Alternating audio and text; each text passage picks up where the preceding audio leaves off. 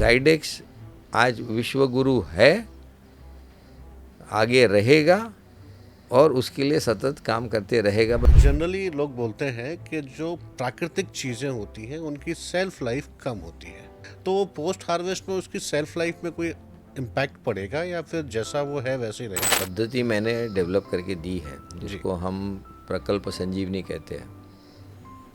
इसके अंदर आपको शेल्फ लाइफ में हमेशा बढ़ावा मिलता है। थोड़ा डिटेल में सर बताएं। आप बोल रहे हैं कि यार मेरे पास तो लड्डू और रसगुल्ले लगे हुए हैं यार, आओ खाने को। तो वो इंसेक्ट बोलता है चलो अमित जी के वहाँ पे तो बढ़िया लड्डू समोसे खाने को मिलने वाले हैं, तो वो अटैक करता है। तो अगर हम जैविक की तरफ जाते हैं तो जनरली वो अटैक कम होगा। ऑलमोस्ट। क्लाइमेट चेंज जैविक कृषि पे इम्पैक्ट करेगा सर? ये थोड़ी सी एक बड़ी इंटरेस्टिंग मिथ है कि इन्होंने प्रेडिक्ट किया था कि समुद्र की लेवल ऊपर चली जाएंगी। अभी तक तो 2025 में 80 सेंटीमीटर बढ़ गई, ऐसा पूरा प्रेडिक्शन है उनका। मतलब जैविक जो खेती आपका एक गारंटी है जो आप दे रहे हो, वो क्या है? ये यदि चारों चीज़ कर ली तो उत्पादन जनरली घटता नहीं है, थोड़ा सा कभी आगे पीछे हो सकता है वो क्लाइमेट चेंज, लेकिन क्वालिटी। डॉक्टर साहब आगे जायडेक्स का क्या आगे क्या विजन रखा है? दुनिया को अच्छा करो, रोटी कपड़ा मकान और सड़क, बस।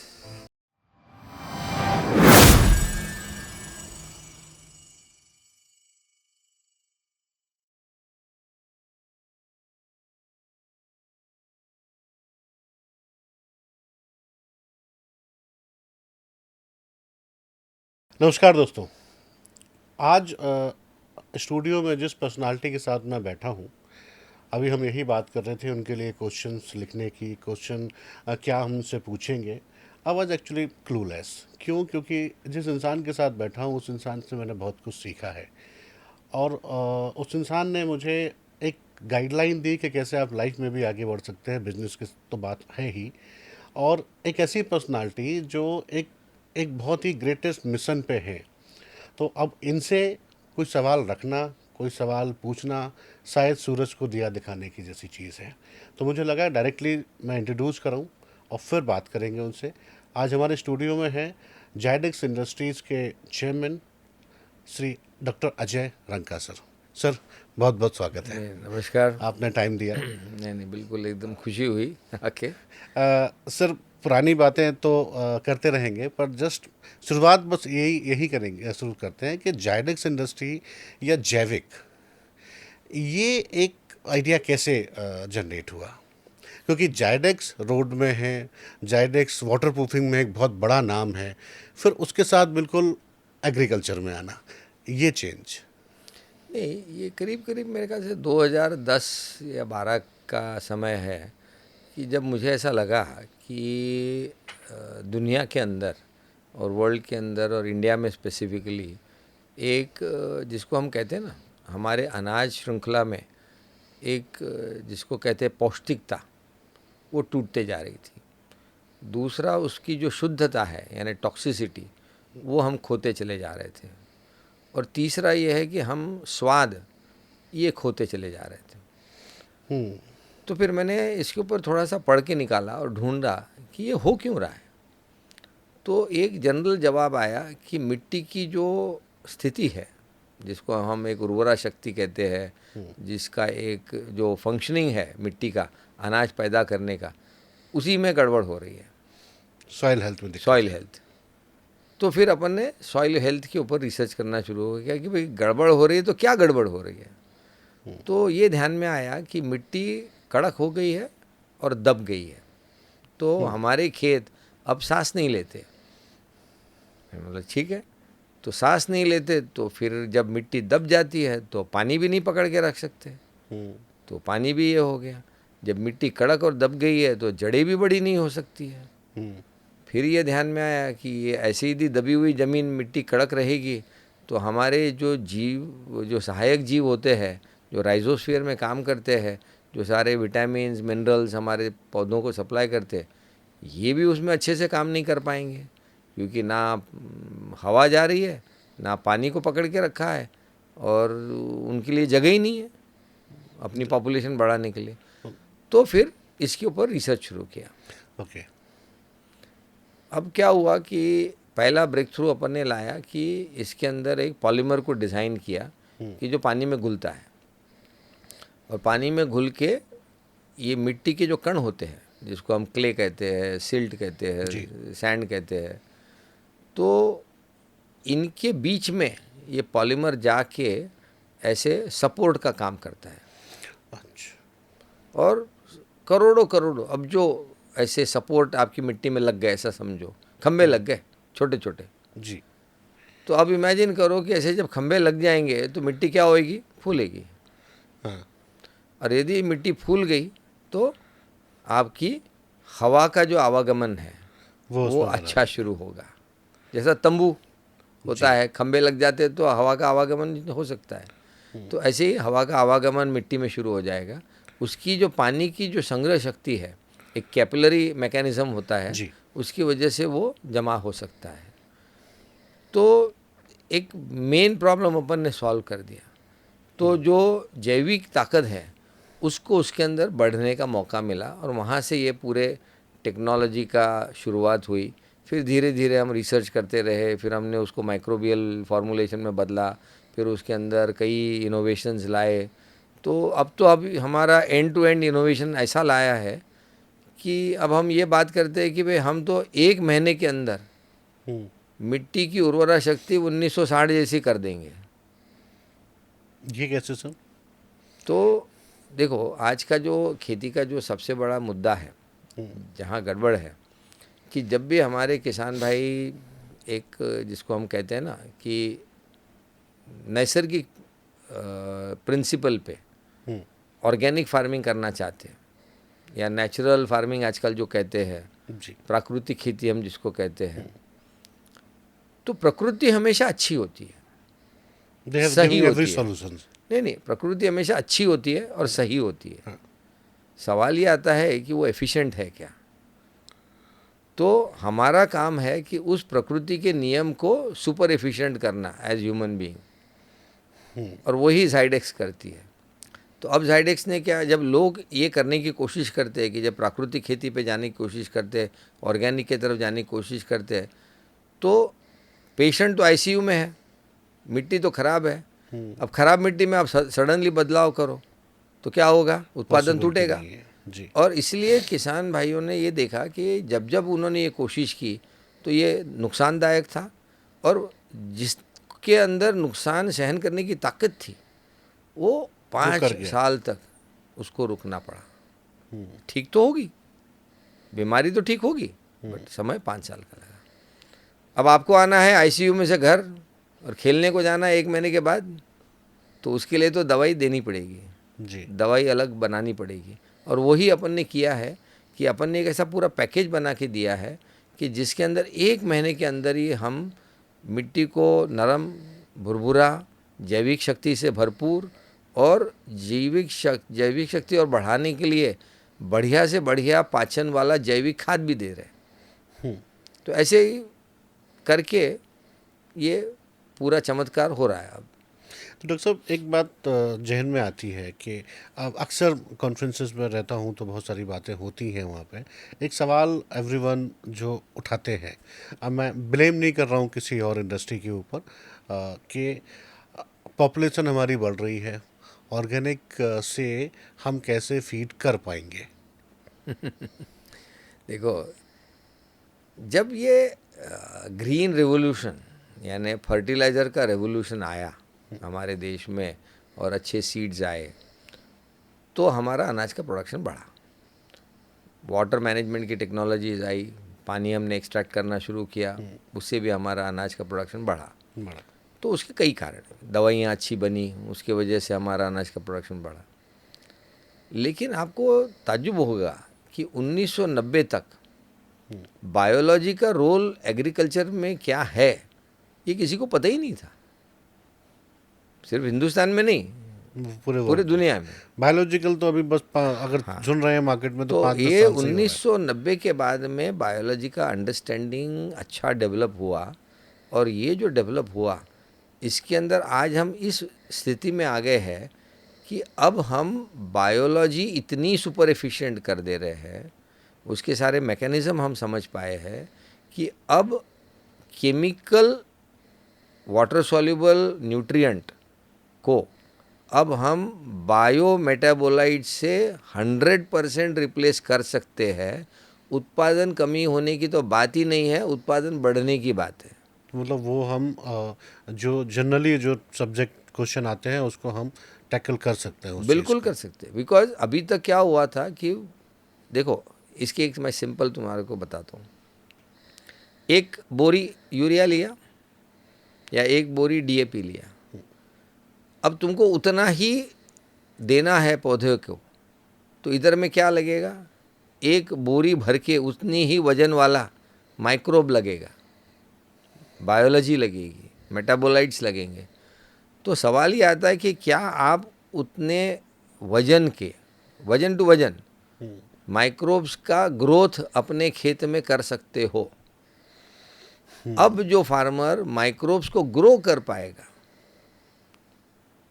और उसको इफ़ेक्टिव माइक्रोब्स को साथ में लेके, जिसके मेटाबोलाइट्स तुम्हारे पौधे को ज़रूरत है, तब तुम जो केमिकल वाला उत्पादन है उतना तो कर ही सकते हो, उससे ज़्यादा भी कर पाओगे। ये फ़र्क है। इट मीन्स हमें टेक्नोलॉजी का सही से इस्तेमाल करना है। टेक्नोलॉजी को सही से इस्तेमाल करना है, मैकेनिज़्म को सही से इस्तेमाल करना है। टेक्नोलॉजी नहीं है, ये मैकेनिज़्म है। जी, जंगलों का जो मैकेनिज़्म है वो यही है, वो मतलब माइक्रोब का प्रकृति को इस्तेमाल अच्छे से करते हैं। समझना हाँ, उसको मैकेनिस्टिकली समझना और फिर टेक्नोलॉजी से उस मैकेनिज़्म को एफिशिएंट करना, ये डॉक्टर साहब कमाल। एक सवाल और निकलता है इसमें से कि जनरली लोग बोलते हैं कि जो प्राकृतिक चीज़ें होती हैं उनकी सेल्फ लाइफ कम होती है। तो जब हम ऑर्गेनिक में जाएंगे, जो कि India we don't have that much of cold storage system, कि जैसे हमने सपोज कोई भी हमने क्रॉप हॉर्टिकल्चर की क्रॉप हमने उठाई, जो हम हर साल सुनते हैं, कभी प्याज महंगा हो जाता है, कभी ख़राब कम हो जाता है, कभी लॉस्ट हो जाती है चीज़ें, तो पोस्ट हार्वेस्ट में उसकी सेल्फ लाइफ में कोई इम्पैक्ट पड़ेगा या फिर जैसा वो है वैसे ही रहेगा? जो पद्धति मैंने डेवलप करके दी है, जी। जिसको हम प्रकल्प संजीवनी कहते हैं, इसके अंदर आपको शेल्फ लाइफ में हमेशा बढ़ावा मिलता है। यदि मैं आपके केमिकल वाला टमाटर और प्रकल्प संजीवनी के पद्धति से बनाया हुआ टमाटर आपके टेबल पे रख के चला जाऊं, ये 5 से 8 दिन में पूरा सिकुड़ जाएगा रूम टेम्परेचर। रूम टेम्परेचर में। लेकिन जो प्रकल्प संजीवनी से बनाया हुआ टमाटर कम से कम 15 दिन तक हिलेगा भी नहीं। थोड़ा डिटेल में सर बताएं। प्रकृत प्राकृतिक, जिसको अपन संजीवनी जो प्रकल्प आपने संजीवनी जो प्रकल्प है, संजीवनी। हाँ, तो प्रकल्प संजीवनी की जो मेथोडोलॉजी है, ये ऑर्गेनिक है, ये नैसर्गिक प्रिंसिपल पे बनी हुई है। इसमें होता क्या है कि जैसे ही हमने मिट्टी को नरम और भुरभुरा कर दिया और उसके अंदर बढ़िया गोबर का पाचन वाला खाद डाल दिया, या मुर्गी का डालो या अपने फार्म वेस्ट का कंपोस्टिंग कर लो, कोई भी तरीके का, तो खाने को मिल गया और मिट्टी नरम और भुरभुरी मिली। तो माइक्रोब्स तुम्हारे जो ऐसे माइक्रोराइजा रहता है, उसका यदि इनोकुलेशन अपन करते हैं तो ये जड़ों को फैलाता है पूरा मिट्टी में, और उसका जो जिसको जड़ों का जो क्षेत्र है उसको बड़ा करता है। फिर माइक्रोराइजा उसके अंदर हाइफी का नेटवर्क डेवलप करता है जड़ों के साथ जुड़ के, और उसको घना भी करता है। जब कोई जड़ों का क्षेत्र बड़ा और घना होता है तो उसकी पोषण लेने की ताकत, पानी लेने की ताकत बढ़ती है। समझ में आ रहा है? जी। अब सिर्फ पोषण एनपीके थोड़ी लेना है, हमको कैल्शियम लेना है, जिससे कैल्शियम पेक्टेट बनता है, सारे मैग्नीशियम सब लेना चाहिए। है, और सबसे इम्पोर्टेंट सिलिका भी लेना है। सिलिकॉन यानी सिलिका, ये लोगों के ध्यान में ही नहीं है। कोई बात करता नहीं है उसके ऊपर। कैल्शियम और सिलिका का जिस फ्रूट के अंदर, जिस फल के अंदर, जिस सब्जी के अंदर प्रमाण ज़्यादा होता है, वो उसको ज़्यादा दिन तक टिका के रखता है, सेल्फ लाइफ उसकी शेल्फ बढ़ाता है। लाइफ। दूसरी बात जो होती है कि आप देखो कि आज हम यूरिया और डीएपी बहुत बड़े पैमाने पे यूज़ करते हैं, बिल्कुल। इनमें क्या होता है कि नाइट्रेट और अमोनियम, ये दो घटक उस सब्जी में, फ्रूट में, अनाज में रह जाते हैं। एंड दे बोथ जो कंपोनेंट है major responsible for green house gases. वो तो है, बट सबसे ज़्यादा इम्पोर्टेंट है, ये मेन इंग्रेडिएंट है हमारे जो इंसेक्ट वर्ल्ड है, हमारा जो माइक्रोबियल वर्ल्ड है, इनके प्रोटीन के वो सोर्स है। उनको यदि ये नहीं मिलेंगे तो वो अपना प्रोटीन नहीं बना पाएंगे, वो पत्तों का प्रोटीन नहीं खा पाते। वेजिटेटिव प्रोटीन ये इंसेक्ट वर्ल्ड नहीं खा पाता। यदि खा सकते तो आपके जंगल अभी तक सब साफ हो गए होते। ये समझ में आ रहा है ना जी। तो वो खाते नहीं हैं। तो इससे क्या होता है कि जब ये आपके फ्रूट में रहते हैं, अब वो इंसेक्ट आपके ऊपर अटैक करता है, मतलब हम इसलिए खुद उसकी उसको शेल्फ दावत लाइफ दे खराब रहे हैं। होती है। हाँ, आप बोल रहे हैं कि यार मेरे पास तो लड्डू और रसगुल्ले लगे हुए हैं यार, आओ खाने को। तो वो इंसेक्ट बोलता है चलो, अमित जी के वहाँ पे तो बढ़िया लड्डू समोसे खाने को मिलने वाले हैं, तो वो अटैक करता है। तो अगर हम जैविक की तरफ जाते हैं तो जनरली वो अटैक कम होगा, ऑलमोस्ट और जितना कम होगा उतना प्लांट के पास कैपेसिटी होगी उसको सेल्फ हील करने की। एग्जैक्टली। तो इसलिए जब भी जैविक पद्धति से आप अनाज पैदा करोगे, उसका शेल्फ लाइफ हमेशा ज़्यादा ही रहेगा, चाहे सब्जी हो, चाहे फल हो, चाहे अनाज हो। अभी आपने जब यूरिया की बात बोली तो मैं एक स्टडी कर रहा था कि ये सब नाइट्रोजन के ही सोर्स होते हैं, नाइट्रोजन जो हम बाहर से देते हैं, and that nitrogen is a major element जो ग्रीन हाउस गैसेस और क्लाइमेट चेंज को इम्पैक्ट कर रही है। तो ये क्लाइमेट चेंज जैविक कृषि पे इम्पैक्ट करेगा सर? नहीं नहीं, सही, ये थोड़ी सी एक बड़ी इंटरेस्टिंग मिथ है। सब लोग गाली दे रहे CO2 को। CO2 का आपने एनीमी बना के रखा है। खेती के लिए CO2 वरदान है। It's a food of for crops. Correct. यदि तुम फोटोसिंथेसिस का स्टेप देखो तो पानी और CO2 मिला के शक्कर बनती है, धूप के साथ मिला के, फोटोन के साथ मिला के। तो उसमें से यदि देखोगे तो 46% तो CO2 है। तुम देखो 280 ppm में और 428 जो आज है, तो 428 ppm में आपकी जो बायोलॉजिकल ग्रोथ है, आपकी जो बायोमास की जो प्रोडक्शन की कैपेसिटी है, वो बहुत बढ़ जाती है, 40-50% बढ़ जाती है। आज यदि CO2 कम हो जाए तो आपका प्रोडक्शन कम हो जाए, बायोमास का प्रोडक्शन कम हो जाएगा। तो ये तो CO2 तो आपके लिए, खेती के लिए तो वरदान है। अदर गैसेस लाइक, मतलब ग्रीन हाउस गैसेस में सिर्फ CO2 नहीं है, मीथेन है और ये सब चीज़ें आती हैं जो मेजरली राइस फील्ड से ज़्यादा निकलती हैं, उनके बारे में डॉक्टर साहब? अभी एक तुम्हारे को कंट्रोवर्शियल बताता हूँ जी। उल्टी थियरी है ये। देखो, ये जो CO2 का जो ग्रीन हाउस गैस का जो इम्पैक्ट है हीट रिटेंशन का, इसके अंदर दोनों कंट्रोवर्सीज है कि ये सही है या गलत है। आपको दोनों चीज़ सीखने को मिलेगी। मेरे हिसाब से इसका जो एक्सप्लेनेशन है वो सिर्फ CO2 अकेला नहीं है। अच्छा। ये CO2 is one of the cause. अब वो क्या है, कैलटेक में जब वो 1956 में या कभी जो एक्सपेरिमेंट हुआ, उसने CO2 भर दिया, IR रेज डाल के देख लिया, इंफ्रारेड, और उसके अंदर हीट डेवलप होती है। क्योंकि इसमें कैसा होता है, C और 2 O उसके ऊपर हैंगिंग होते हैं जी। वो पेंडुलम के जैसे ऐसे हिलता है, तो वो एनर्जी एब्जॉर्ब करता है। CO2 का फॉर्मूला तो ही कहता है। और ये जब भी आपको डेटा दिखाएंगे ना, जी। तो ये 1960 से 2010 तक का डेटा दिखाते हैं, 50 साल का। जी। अब मज़े की बात क्या हुई कि क्या तब तक CO2 बढ़ा नहीं गया? बढ़ा, यहाँ पे एक्सेलरेट हुआ। एक जो चीज़ ये भूल गए कि इसी दरमियान इरिगेशन पोटेंशियल पूरे दुनिया का 0 to 30 लैटिट्यूड में बढ़ गया। इंटरेस्टिंग। जी। अब आप सोचो कि वाटर मॉलिक्यूल का शेप कैसा है, ऑक्सीजन और 2 हाइड्रोजन बराबर है, वैसे ही आ गया। जी। वो भी हिलता है। जी। So water vapour is also a contributor in retaining the heat. Interesting है, केमिस्ट्री अंडरस्टैंडिंग। राइट, हाइड्रोजन है उसमें, नाइट्रोजन नहीं है, ऑक्सीजन ऑक्सीजन एंड और 2 हाइड्रोजन दो है। हाइड्रोजन है। अब जब आप trillions of tons of water अर्थ के ऊपर आर्टिफिशियली डालना शुरू कर रहे हो, ये पानी इवेपोरेट हो रहा है।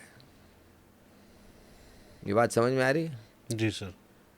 ये जब इवेपोरेट होएगा कहाँ जाएगा? हवा में। हवा में जाएगा तो क्या होएगा? एनर्जी एब्जॉर्ब करेगा। This is also contributing to green house gas, the green house gas. Green ये house किसी ने अभी तक impact. डॉक्यूमेंट बराबर से किया नहीं है। तो एक ये है, एक नई थ्योरी आपने जो नई थियरी है। अब दूसरा इसके अंदर देखो कि इन्होंने प्रेडिक्ट किया था कि समुद्र की लेवल ऊपर चली जाएंगी। अभी तक तो 2025 में 80 सेंटीमीटर बढ़ गई, ऐसा पूरा प्रेडिक्शन है उनका मॉडल का। नहीं बढ़ी? I have seen the report के कुछ तटवर्ती इलाके नहीं जो नहीं, हैं बट वो नहीं बढ़ी, डूब जाएंगे। वहीं के वहीं है। तो क्या हो गया? कहाँ गया ये पानी? उसका भी एक्सप्लेनेशन है। The amount of surface water, the amount of dams, the amount of storage जो हिंदुस्तान यानी वर्ल्ड ने जमा किया है, तो ये 80 सेंटीमीटर इधर आ गया। पहले हिंदुस्तान में कहाँ थे इतने चेक डैम्स? हाँ, डायरेक्टली सारा कहाँ इतने उसी बड़े में बड़े जा रहा डैम्स थे? सब चला जाता था। है। जी, तो वो पानी now we are storing, you are storing and you are using, that is where. तो ऐसे कई चीज़ें। अभी जैसा इसके अंदर एक ये है कि भाई आप सरफेस टेम्परेचर अर्थ का देख रहे हो, लेकिन एक 10 किलोमीटर के ऊपर एग्जैक्टली सेम पॉइंट पे आप टेम्परेचर गिनो, या 1 किलोमीटर के ऊपर गिनो, तो टेम्परेचर चेंज नहीं है। सरफेस पे जरूर है। जो अभी हम बात करते हैं कि एक डिग्री ऑलमोस्ट 1 पॉइंट कुछ 7 कुछ तो बढ़ गया है। अब सवाल क्या आ रहा है कि ये जो आर्कटिक का मेल्टिंग है, ये बिल्कुल करेक्ट है और हो रहा है। हिमालय का बर्फ़ पिघल रहा है, हो रहा है, लेकिन उसका logic is not because of only CO2, but is also of the agricultural contribution of increasing the relative humidity on the land mass, particularly in the northern hemisphere, जहाँ पे आपका 0 to 30 लैटीट्यूड में मैक्सिमम मास है। यहाँ जो पानी हम artificially डाल रहे हैं, जी, ये ठंडक जो पहुँचा रहा है, तो ये ठंडक से अभी हवा ऊपर नहीं जाती। ऊपर नहीं जाती तो वो जो आर्कटिक पे जो हवा जानी चाहिए थी ठंडी, वो आती नहीं है। अब वहाँ आती नहीं है तो ये जब रेस जाते हैं तो वो सरफेस को हीट होता है और वो मेल्ट होता है। तो वो जो साइकिल है हमारी, वो बिगड़ रही है। वो बिखर रही है। तो कई इसके अंदर केमिकल इंजीनियरिंग के फंडे हैं, कई एयर के फंडे हैं, कई इसके अंदर हीट सिंक जिसको हम कहते हैं, उसका अकाउंटिंग किया नहीं गया। तो ये बड़ा इंटरेस्टिंग थियरी है, कंट्रोवर्शियल है लेकिन है। पर सर, कंट्रोवर्शियल थ्योरी ही आगे जाके नई थ्योरीज को जन्म देते हैं, क्योंकि हमें एक आउट ऑफ द बॉक्स सोचने का मौका मिलता है। वरना कब आइंस्टीन सोचता कि ब्लैक होल नहीं थे, तब बात करी थी। आज धीमे धीमे आ रहे हैं लोग, वाइट होल की बात कर रहे हैं, अभी तक नहीं आया, बट आई होप चीज़ें बदलेंगी, क्योंकि वो सोच का ही अंतर है। डॉक्टर साहब, थोड़ा सा और उस पर चलते हैं। आप थोड़ा पीछे चलते हैं कि जब आप कॉलेज लाइफ में रहे होंगे, वहाँ से अभी तक का सफ़र, बहुत पुराना चीज़ों की बात कर रहा हूँ। कॉलेज में तो जब मैं था, नैनो और पॉलीमर टेक्नोलॉजी, ये आप कैसे इसमें मूव कर गए? क्योंकि एवरीवन, जो बच्चे भी होंगे, दे माइट बी, क्योंकि एक नई टेक्नोलॉजी और एक ऐसी चीज़ है जहाँ हम आप तो सीख सकते हैं। देखो सबसे पहले क्या होता है, इनोवेशन। यदि आपको नया सोचना है तो आपको हट के सोचना पड़ेगा। तो जो आज जो सोचते हैं, जैसा लोग सोचते हैं, आपको रिबेलियन बनना पड़ता। वे नहीं, मैं ऐसा नहीं सोचूंगा, मैं इसको नहीं मानूंगा। तो नहीं मानूंगा तो आसान थोड़ी है नहीं मानना।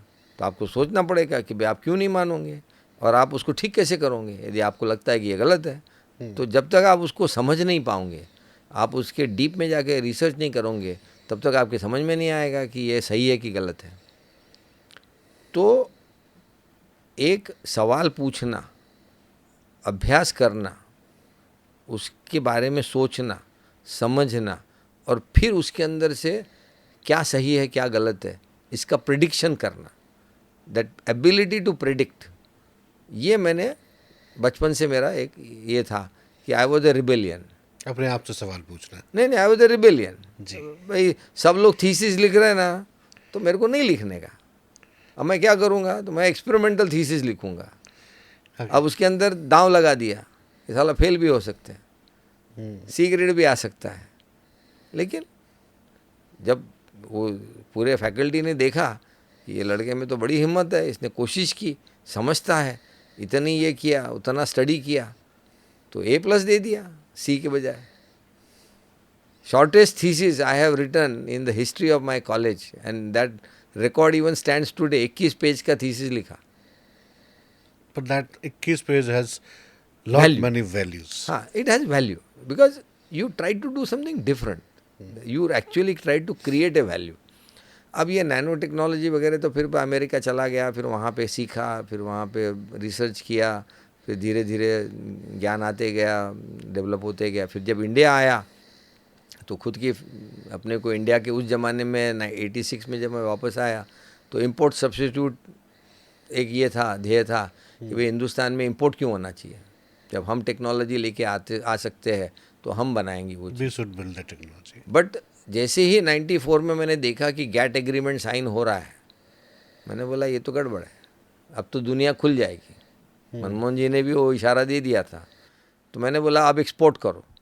तो एक्सपोर्ट करना आसान नहीं था, बट फिर जब मेहनत करना शुरू किया तो फिर ध्यान में आया कि अरे अपन तो दुनिया में सबसे बढ़िया है। तो वो जो एक इन्फीरियोरिटी कॉम्प्लेक्स था वो फिर बदल गया कि यार नहीं नहीं हम भी कर सकते हैं। फिर इनोवेशन के ऊपर पैसे लगाए, फिर नया नया डेवलपमेंट शुरू किया और एक्सपोर्ट पे फोकस किया। First time in the world that became the mantra of Zydex, Indian flag on the world map. आज दुनिया के लोग हमको पूछते हैं ज़ायडेक्स के अंदर, चाहे रोड हो, चाहे टेक्सटाइल हो, चाहे आज एग्रीकल्चर के अंदर हो, चाहे अब पेंट्स में हो, वाटर प्रूफिंग में हो, नया क्या है। व्हाइट हाउस में भी सर रोड में ज़ायडेक्स का यूज़ है। वाइट हाउस का जो पेंट लगा हुआ है, उसका जो पेंट है वो सिलिकेट पेंट लगा हुआ है। और अभी अपन ने बिल्कुल एग्जैक्टली वही पेंट अपन इंडिया में बनाने वाले हैं। तो वो बट अपन सस्ता बनाने वाले हैं कंपेयर टू वहाँ। जनरली जो महंगा पेंट होता है, जैसे एक एक्रिलिक पेंट जिसको कहते हैं ना, शीन पेंट, जैसा एशियन पेंट्स रॉयल बनाती है, ICI वाले अपने एक्जो नोबल वाले वेलवेट टच बनाते हैं, उस क्वालिटी की जो पेंट है, उससे भी महंगा, उससे भी महंगा, लेकिन सिर्फ 10% महंगा।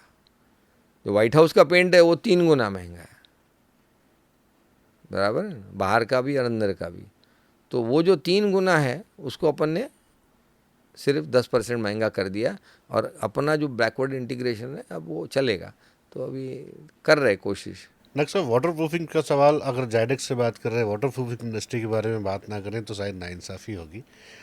वाटर प्रूफिंग में ऐसे ऐसे प्रोडक्ट ज़ायडेक्स ने दिए हैं जो भले ही उनका ऐसा ब्रांड मार्केट में ना हो, पर जिन्होंने यूज़ किया है वो लोहा आज भी मानते हैं उन प्रोडक्ट के, चाहे वो जाइटोनिक हो, या जाइटोनिक तो आपका जाइकोसिल हो।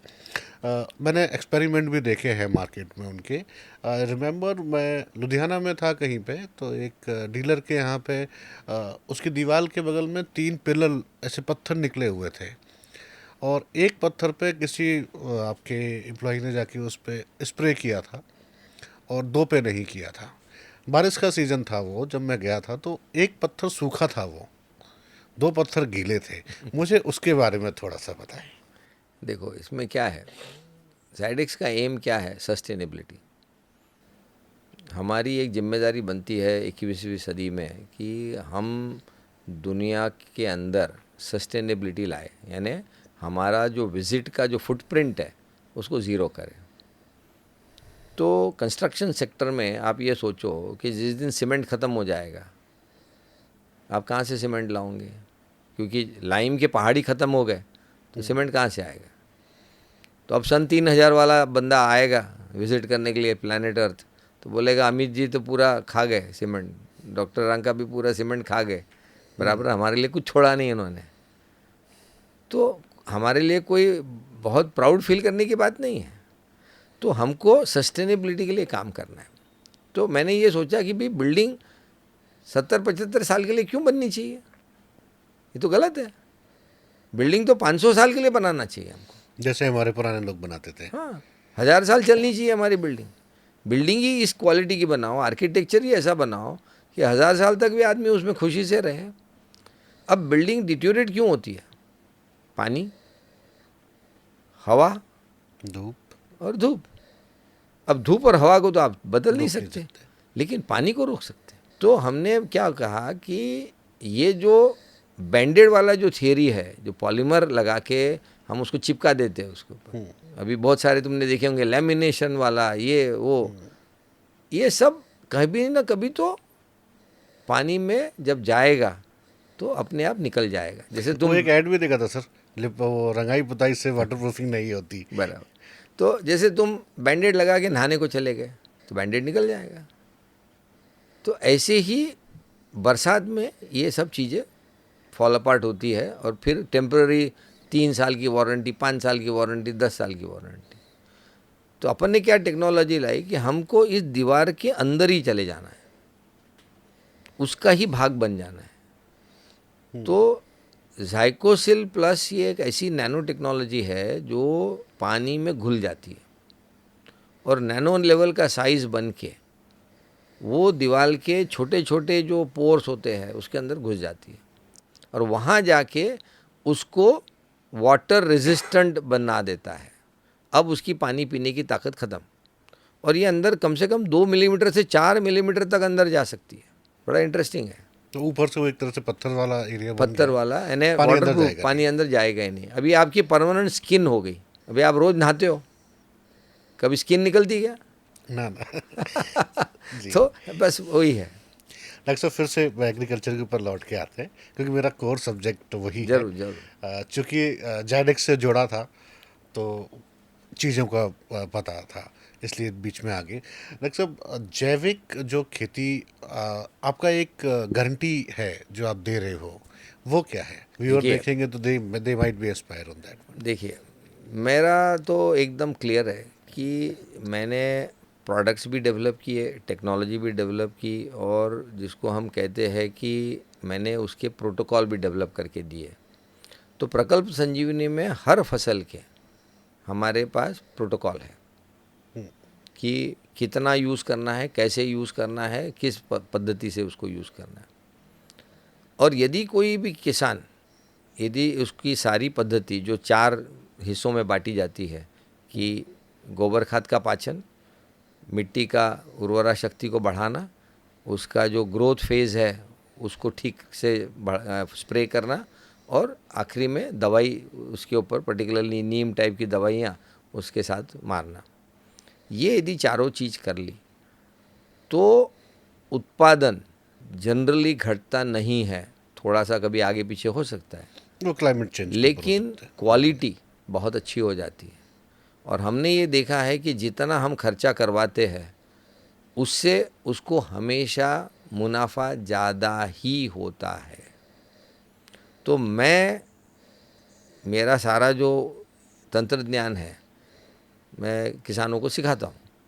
तो मैं हमेशा उनको एक चैलेंज देता हूँ कि भाई साहब, मेरे 1.5 घंटे के प्रवचन के बाद आपको लगता है कि नहीं नहीं रंगा साहब ये तो सब गलत है, तो मैं लाख रुपया रखता हूँ टेबल पे, और ये कोई भी हिंदुस्तान के किसान के लिए लागू है।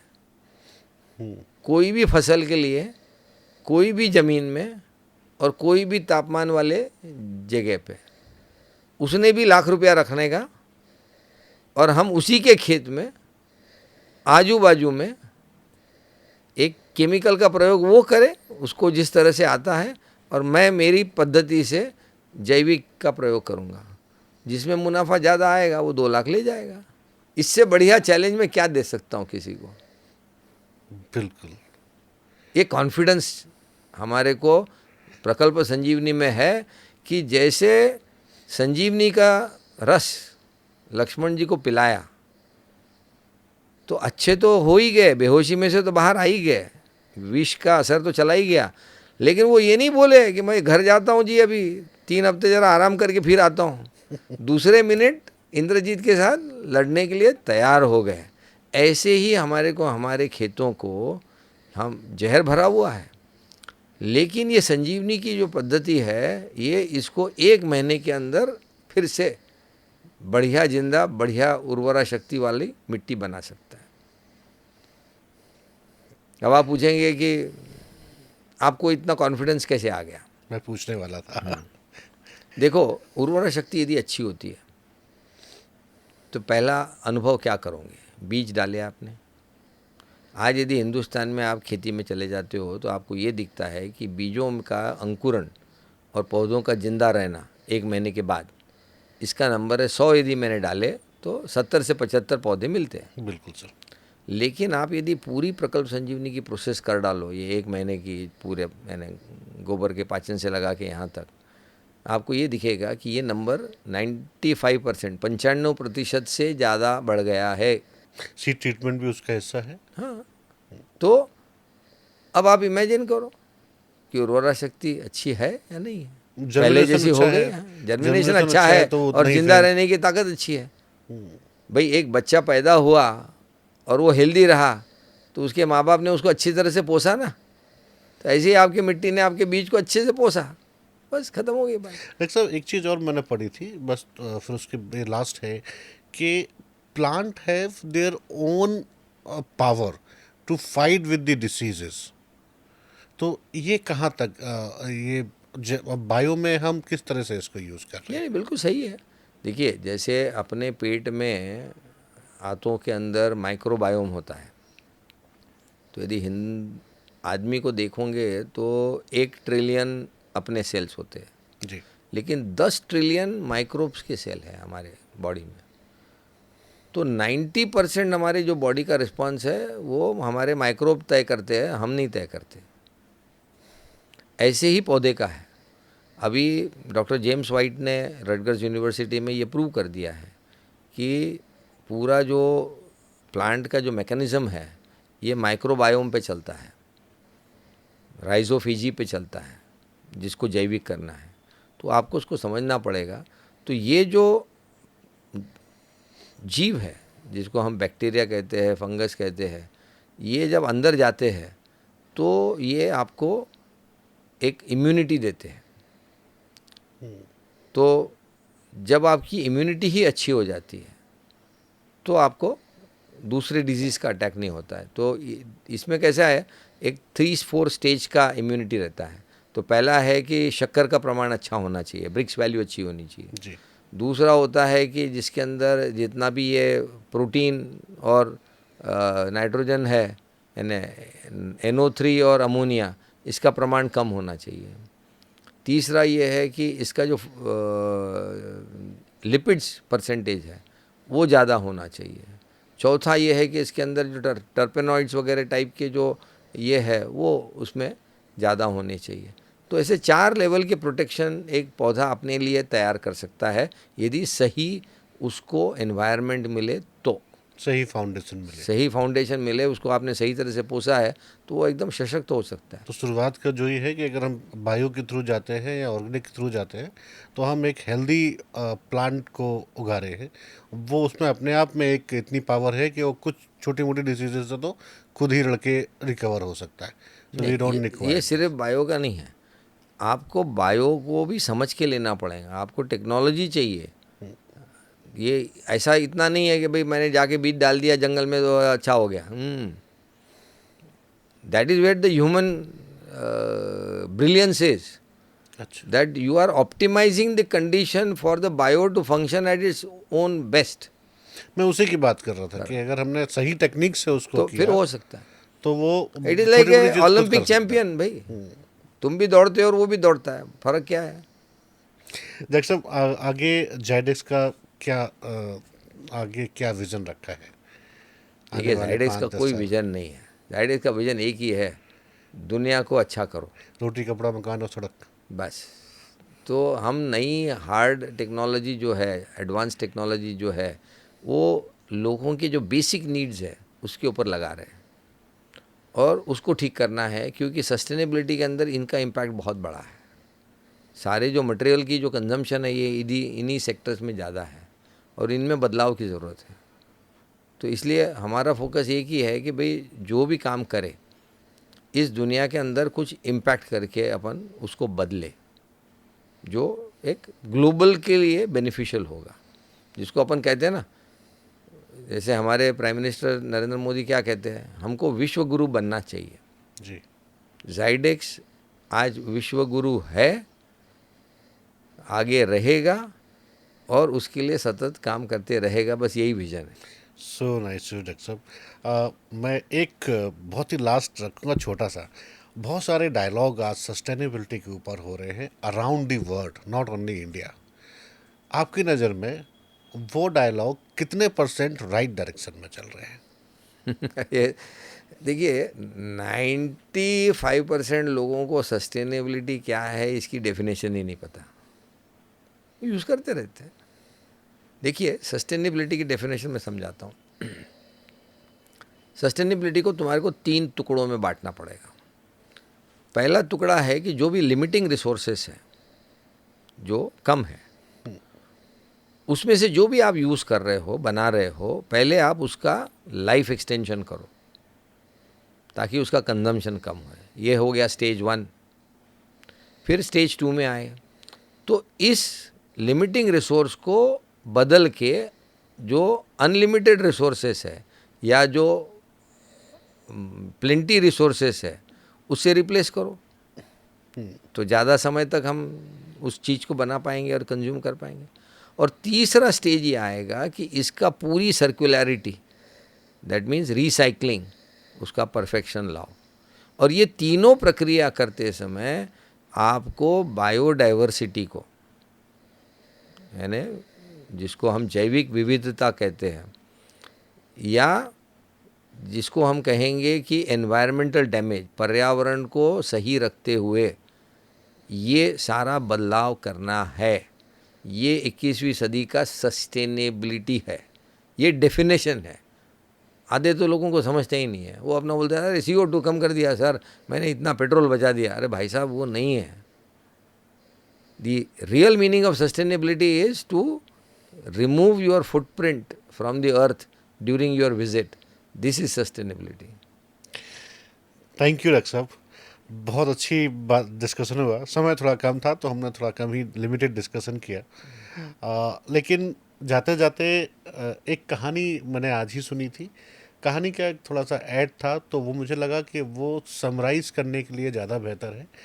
एक कोई कंपटीशन चल रहा था तो उसमें 2 ग्रुप, एक चित्रकारी का कंपटीशन था तो उसमें 2 ग्रुप में लोगों को बांटा गया और उनको कुछ कलर दिए गए और उनसे बोला कि आप कुछ पेंटिंग करिए। उन्होंने वो पेंटिंग करी और रख दी गई। फिर दूसरे ग्रुप वाले आए, उन्होंने उन्हीं कलर से फिर से पेंटिंग करी।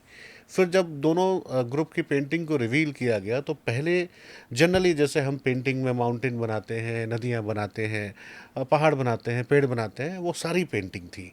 जब दूसरे ग्रुप को की पेंटिंग देखी गई तो सारी पेंटिंग ब्लैक या ग्रे कलर में थी। तो जब पूछा गया कि ऐसा क्यों, तो उन्होंने बोला कि जो मेजर जो कलर थे, ग्रीन, रेड और ये सब, वो पहला ग्रुप इस्तेमाल कर चुका है, दूसरे ग्रुप के पास वो कलर थे ही नहीं। तो सस्टेनेबिलिटी और ऑर्गेनिक का मोटो यही है कि आप जो कलर यूज़ कर रहे हो उन कलर को वैसा का वैसा छोड़ें, या जो आप ज़मीन का इस्तेमाल कर रहे हो, मिट्टी को जैसा इस्तेमाल कर रहे हैं, उससे अच्छी कंडीशन में रहें। जैविक एक फ्यूचर है और आप कह सकते हैं जहाँ से चले थे हमें वहीं वापस जाना है।